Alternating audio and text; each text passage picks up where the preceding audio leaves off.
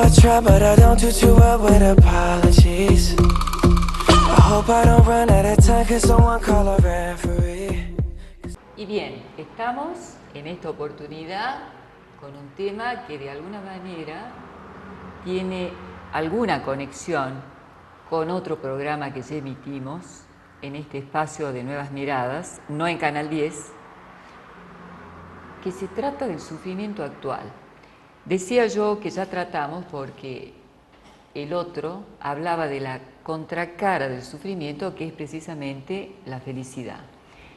Hay muchas cosas para decir en relación a esto y obviamente que en el corto tiempo de nuestra conversación yo no pretendo agotar lo que de sufrimiento hoy podríamos decir, las últimas noticias en relación al consumo en estas fiestas electrónicas y otros datos que tiene el mundo occidental nos conmueven, pero sí, de alguna manera, es claro que en nuestra clínica, como psicólogos clínicos, nos encontramos con nuevas formas de presentación del sufrimiento, en donde aparecen los niños con el cuerpo generalmente afectado, en donde han proliferado las bulimias, los trastornos alimentarios y o también las adicciones de todo tipo, y especialmente lo que nombra casi todo tipo de sufrimiento en Occidente es la tan conocida depresión. Eso, cómo se combate, por qué se habla de depresión y no se la titula de otra manera como lo hacíamos en la clínica de otros años, son los temas que vamos a considerar después del corte.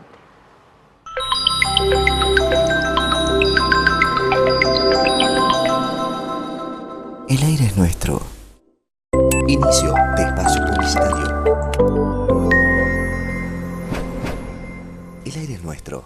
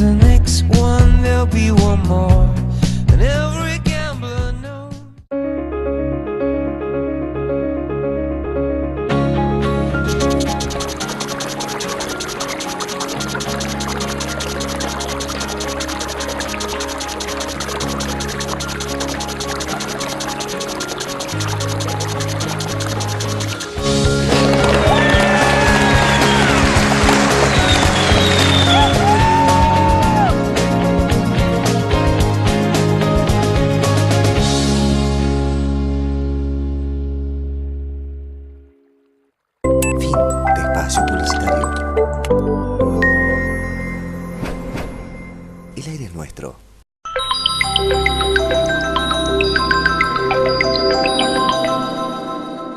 El aire es nuestro.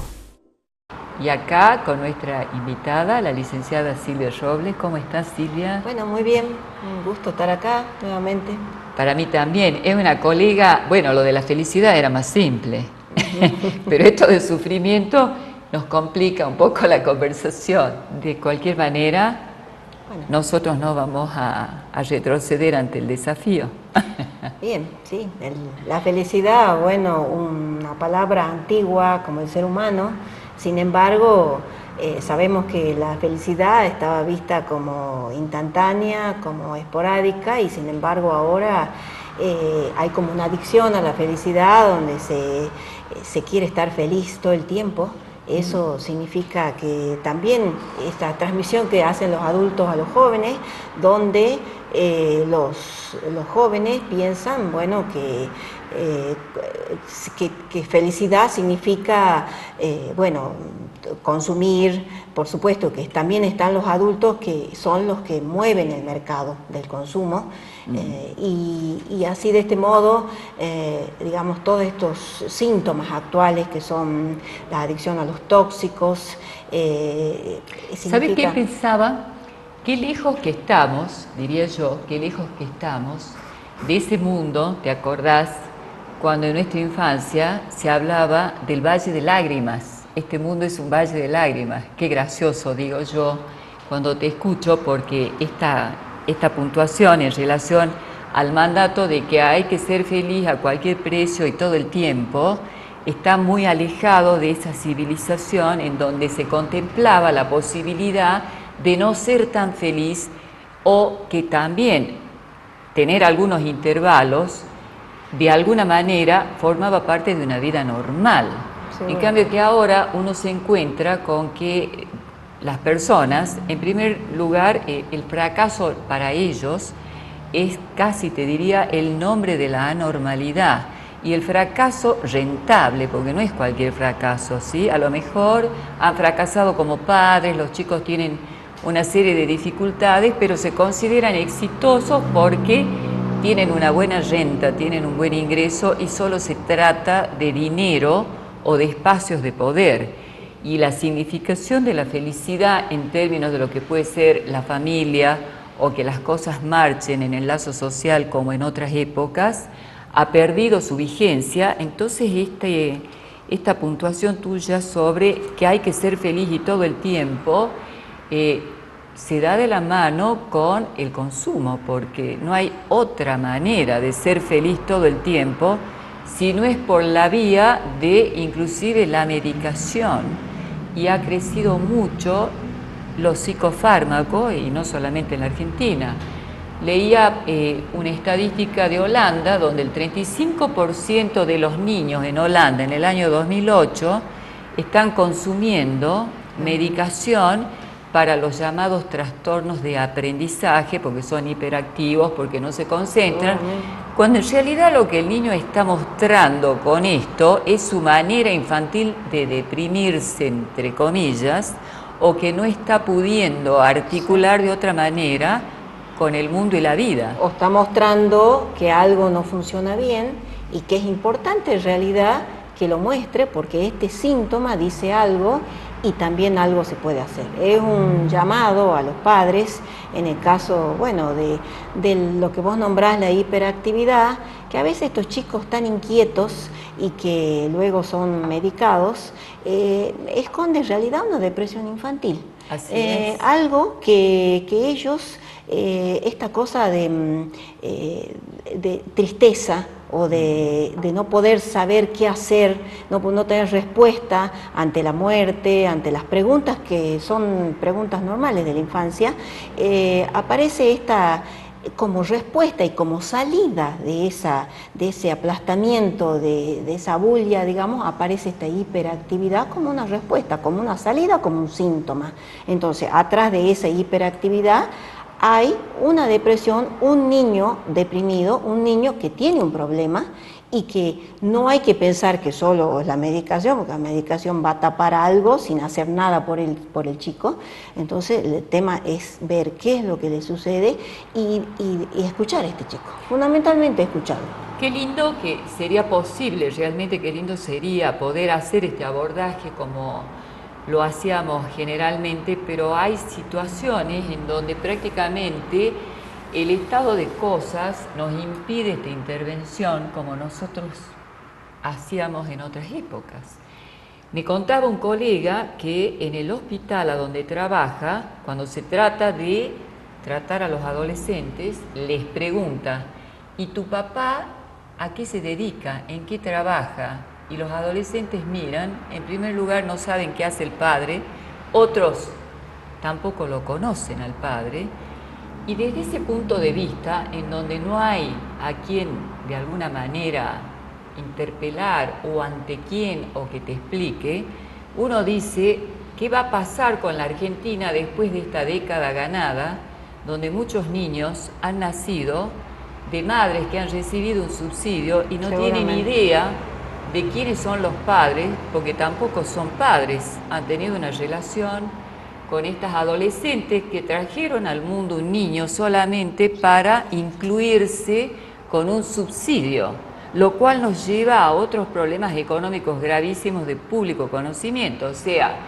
que además de la crisis económica, señores, hay que prepararse y ajustarse el cinturón para soportar la agudización de la tremenda crisis moral que trae consigo la corrupción de los últimos años de gobierno en la República Argentina, y que no va a ser suficiente con la intervención de la justicia y demás, porque ya hay un proceso en donde ese lazo que tenía la familia argentina ha desaparecido, y hay muchos chicos que han nacido y muchos adolescentes que no solamente no saben qué les pasa a ellas, menos van a saber qué es lo que le pasa al niño. Un estado, diría yo, salvaje, Sí. en donde... Un Estado que no regula, un Estado que deja, digamos, solo, por ejemplo, en el caso de la fiesta electrónica y lo que ha sucedido, un Estado que no ha intervenido y que por lo tanto no regula el mercado de consumo. Y eso hace que los chicos queden desamparados y queda un peligro interno y externo. El interno es el deseo de ellos, el imperativo a consumir, a esta cosa de ser feliz, de consumir, de pasarla bien, pero también está el peligro externo, que es quedar en la ferocidad de los que venden la droga, digamos, el consumo. O sea, el Estado en algunos casos no regula, pero no es ahora ni es acá, es en muchos países, digamos, que da esta cosa de desprotección hacia la juventud. Y cuando vos decís en otros países, ahí me parece interesante precisamente abrir, de hecho, que nosotros tenemos nuestras circunstancias particulares no tan dignas en la República Argentina, que nos agobian en este momento con situaciones escandalosas a donde aparece la corrupción humillante a la que somos sometidos los argentinos, con mucho dolor para todas las generaciones futuras que están marcadas por años de desgobierno y de historias que sería mejor ni tenerlas que vivir.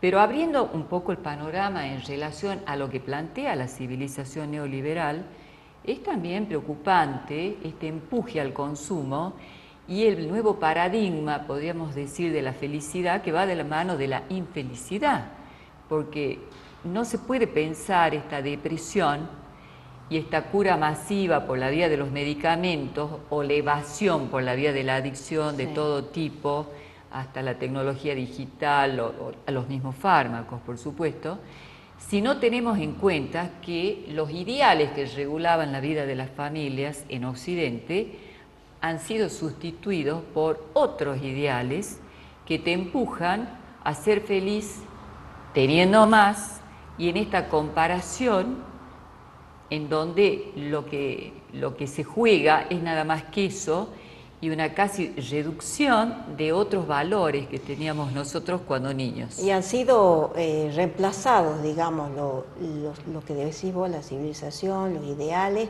ha sido reemplazado por el mercado de consumo.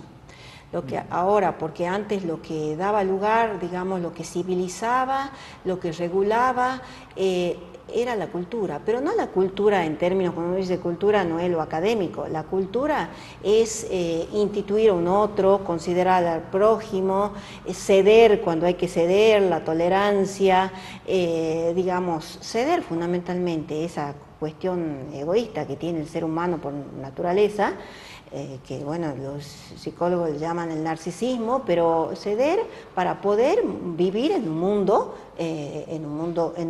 donde todos estemos bien, pero eso implica que la cultura ha quedado en segundo lugar. Lo que predomina en este momento es el consumo. O sea, cómo hacer para volver nuevamente a instituir esto. Hay que relacionarse con los jóvenes y con los niños de otra manera. Hay que empezar a pensar que bueno, lo que funcionaba antes no funciona más. Hay que escucharlos. Está quien antes pensaba que bueno, la sanción, pegarles, implicaba una buena forma, no funciona más.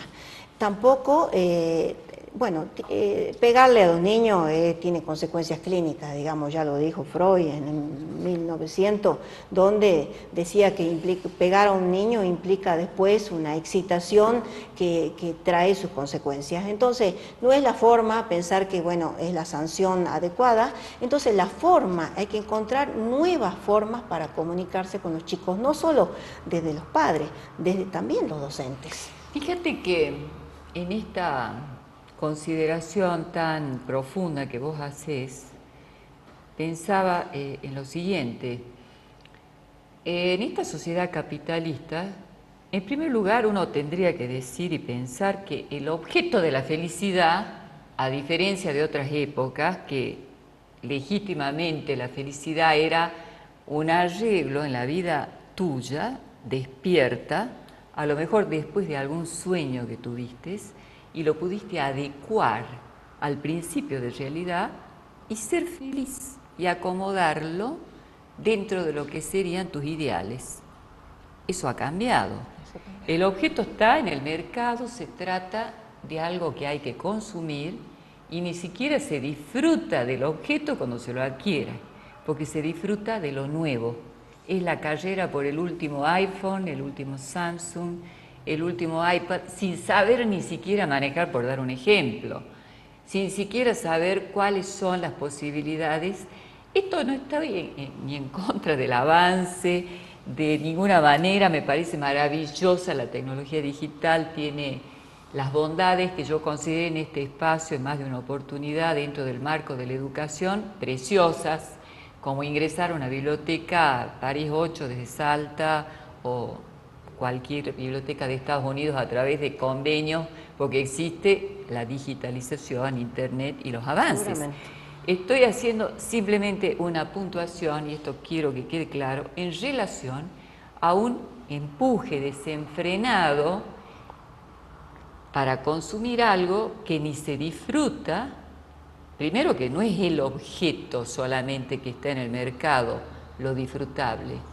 Podríamos pensar que disfrutar del planeta, como dice Laudato Si en la última encíclica el Papa, es una muy buena idea, y por suerte todavía tenemos el planeta, y hacer una buena pesca con los chicos, un fin de semana, algo simple, sin el celular tal vez, no es una condición para ser feliz tener el último modelo de, sin embargo, está incorporado y no hay una diferencia de somos pobres, más ricos, no, el mercado regula la felicidad esta monstruosa que antes de alguna manera estaba regulado por lo que los psicoanalistas conocíamos nuestro super yo. También hay que pensar que, bueno, que cuando los chicos piden cosas, si bien son cosas que ellos ven como los iPads, como algo que ellos piden, no siempre es exactamente eso lo que piden. A veces parece raro, pero puede sonar raro, pero en realidad a veces buscan ser escuchados. Buscan que alguien los escuche, que alguien los acompañe, que uno ve a veces chicos que tienen 7, 8 años, saben manejar perfectamente la computadora, no saben andar en bicicleta, no saben nadar, no saben, o sea, tampoco les interesa una bicicleta, pero son cosas como elementales en la vida, saber nadar, por ejemplo. Entonces, ¿por qué los padres se han preocupado más? Porque el chico tenga este objeto de última generación y no se han preocupado por algo tan importante para un niño como es saber nadar. Me parece que porque los padres también van, digamos, casi mal orientados en el consumo. Está dentro de lo que es, claro, esta civilización. Que eso va a ser feliz. Nosotros no estamos exentos de caer en esta vorágine de la vida, porque de alguna manera, si uno lo piensa, es una medida la que se pierde. Obviamente que vos tenés tu iPhone y yo también, hay que saber usar y poder regular el uso y no caer en una forclusión del inconsciente o en una depresión profunda que transmite algo que sí hay que dejarlo claro. La depresión es una mentira con la propia verdad. Es una falta de sinceramiento. Hay algo que produjo esto, por más que uno no quiera saber. Es decir, es posible volver a empezar y tejer esta trama en donde en otras épocas había sentimientos en vías de extinción, como la vergüenza, como el sentimiento de culpa, como esto es tuyo, esto es mío. Eso que va desapareciendo de la mano de la corrupción, especialmente en Argentina, es lo que hay que tratar de recuperar y devolverle al ser humano su dignidad. Y me parece que en esto es precioso el mensaje de la Iglesia con la última encíclica, en donde se llena el vacío de existir legítimamente, y la pregunta que hace la encíclica es: ¿para qué viene el hombre al mundo? ¿Qué sentido tiene este empuje a tener más y, si es posible, más que el otro, y estos índices de felicidad que están absolutamente cristalizados alrededor nada más que de esto? Mientras hay una gran población que no tiene acceso a las necesidades mínimas para poder sobrevivir. Es tan desparejo. Y algo más paradójico, a veces ellos no tienen que comer y desean o van atrás de un objeto que los convierte en más pobres. Seguramente, los maravilla, digamos, en el sentido de están como... Los pierde más, tal vez. Seguramente, pero me parece que hay que volver a pensar que las cosas más sencillas que nosotros vemos con los chicos y con los adolescentes y con los niños son las cosas a veces importantes. La charla con ellos, escucharlos, enseñarles las cosas que les sirven a cómo manejarse en el mundo en el que vivimos. Creo que saber orientarse en esta ciudad, por ejemplo, es algo importante. Los chicos están acostumbrados a ser transportados, en el mejor de los casos, en vehículos. O sea, está bien que hay cierta cuestión de seguridad, pero llega una edad donde tienen los 12, los 13, que los chicos pueden aprender a manejarse en su ciudad, saber qué es lo que deben hacer, responder a los otros, y creo que hay que volver un poco a relacionarse con los chicos de otra manera y saber que sí, tienen 13 o 14 y han pasado por un episodio de consumo de alcohol, no es tampoco tan grave, es transitorio. Hay que pensar que de eso hay que hablarlo, que si consume es porque hay un llamado al otro, por supuesto de la mala manera, pero un llamado para que el otro lo escuche, para que algo le sucede a ese chico. O sea, no se puede pensar, bueno, solo es porque hace lo que tiene ganas de hacer, sino algo le sucede. No todos consumen, Claro. no todos necesitan consumir. Así es, y no es la única forma de ser feliz y de entrar a la fiesta. Es posible tener amigos sin pensar exactamente lo que el amigo quiere que uno desee como su felicidad. Es interesante esto que vos decías de que, en definitiva, es viviendo que se aprende. Por lo tanto, esta invitación a que si ha consumido, no estamos demonizando precisamente eso, estamos advirtiendo que eso es transitorio, que está dentro de lo que es el ambiente actual de la civilización occidental, pero que también hay países que uno idealiza como Estados Unidos, donde sorprende que haya tratamientos masivos en relación a ¿qué? ¿Qué le importa? Una de las últimas estadísticas con un índice altísimo de fracaso, en donde se ha gastado mucha plata en Estados Unidos, que son la contratación de psicoterapeutas que tratan personas no productivas que han fracasado en su trabajo. O sea que lo que podríamos decir ha sido considerado en este ejemplo es el fracaso laboral, la no producción como anormalidad. Se ha contratado, se le ha brindado gratis esta asistencia a los que fracasaron laboralmente porque esto no es rentable, y después, cuando se retoma el estudio, de una muestra de 200 personas, solamente 5 lograron incluirse nuevamente después del tratamiento.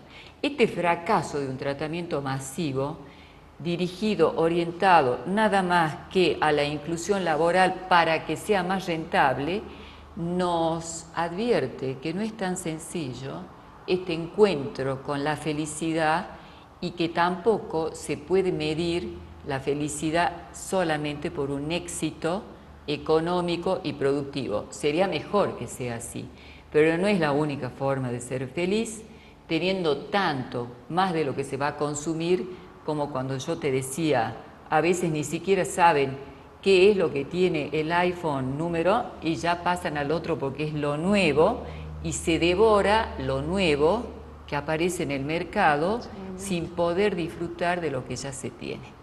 Bien, yo hasta aquí te invito a que si querés algún mensaje para nuestra audiencia de niños y jóvenes. Bueno, me parece que es le agradezco a Estela este momento y creo que los padres tienen que volver a tener una autoridad, tienen que volver a confiar en ellos mismos, en que pueden transmitir lo mejor. Obviamente que vienen de otra generación y de una serie de generaciones, o sea que lo que ellos transmiten no es solo lo que ellos han aprendido de sus padres, hay abuelos, bisabuelos, ¿no? Entonces ese chico también recibe todo este bagaje de conocimientos y de cosas y de saber, pero bueno, a entender que, bueno, que el niño va a poder insertarse en este mundo y de la buena manera, de una forma que se pueda, digamos, si es que ellos transmiten algo positivo, si ellos transmiten algo que tenga que ver con un sentimiento de vida, que tenga que ver con y que tenga que ver también con con la confianza en los chicos. Así Confianza en que ellos van a poder estudiar, o si no estudian trabajan, pero tampoco sus ideales, sino lo que el chico necesite para arreglarse en la vida. Seguramente vamos a tener otra conversación sobre este tema, porque ya se nos terminó el tiempo. Muchas gracias por acompañarnos. Gracias a vos. Y a ustedes por estar con nosotros hasta la semana que viene.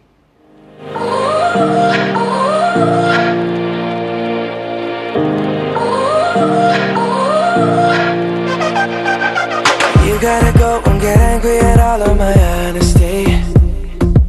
You know I try, but I don't do too well with apologies. I hope I don't run out of time, cause someone call a referee.